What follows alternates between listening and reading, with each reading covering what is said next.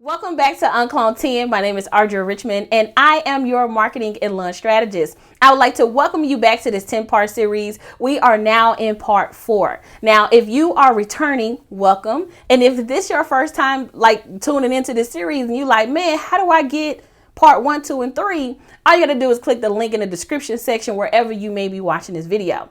Now, in the last video, we talked about how I turned curiosity into profit, right?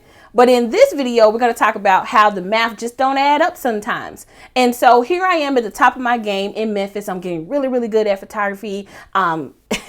I've mastered turning my camera from auto to manual. And if you're a photographer, you may be laughing. But if you're not a photographer, it's basically when you go from having your training wheels on to taking your training wheels off. Okay. So I'm at the top of my game. I'm shooting on manual mode. I got all my lights firing off. I got this really dope studio, and I'm really, changing people's life as far as like the pictures that I'm taking and things like that. And I got really, really good at taking photos.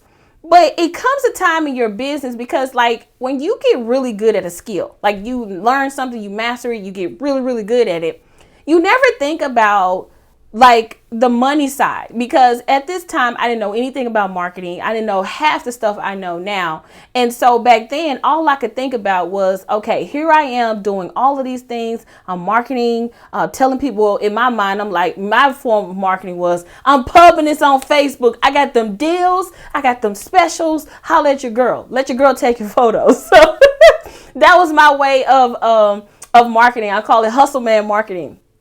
And it doesn't work anymore, okay? It doesn't work in 2018. But back then, man, your girl was hustling. But then it got to a point in my business where the numbers weren't just adding up. I'm like, man, how am I taking all of these photos, but I'm still broke as a rock? I don't get it. And so I had to really kind of look at my business and say, okay, when do I really get a lot of business and when am I not getting a lot of business? And I noticed that, I had to kind of look. Back then, I didn't know what it was called. I just said, who come and take pictures with me the most? In this current day and time, we call it target audience, right? But I said, man, who is really taking a lot of pictures with me? So I noticed that I was taking a lot of pictures of families. I was doing a lot of maternity work.